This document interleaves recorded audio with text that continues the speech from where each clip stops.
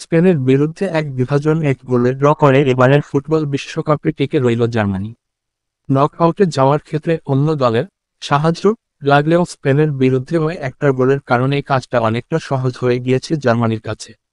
অঙ্কটা তেমন কঠিন নয়, কিন্তু ফুটবল বিশ্বকাপের নকআউটের টিকিট পেতে গ্রুপ লিগের শেষ ম্যাচে অন্য দলের সাহায্য লাগবে জার্মানি।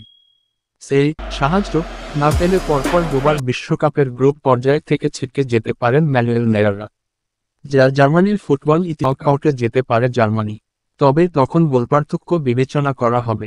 যদি স্পেন ও জাপানের ম্যাচ ড্র হয় তাহলে 2010 সালের বিশ্ব চ্যাম্পিয়ন জার্মানির পয়েন্ট হবে 5, জাপানের পয়েন্ট হবে 4। জাপানের যেহেতু গোলপার্থক্য শূন্য আছে, তাই শেষ ম্যাচে ড্র করলে গোলপার্থক্য সেটাই থাকবে। অর্থাৎ কোস্টারিকাকে ন্যূনতম 2 বিভাজন শূন্য গোলে হারালেই নকআউটে স্পেনের সঙ্গী হবে জার্মানি।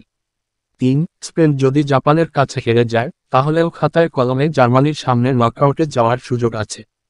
যদি জাপান জিতে যায় তাহলে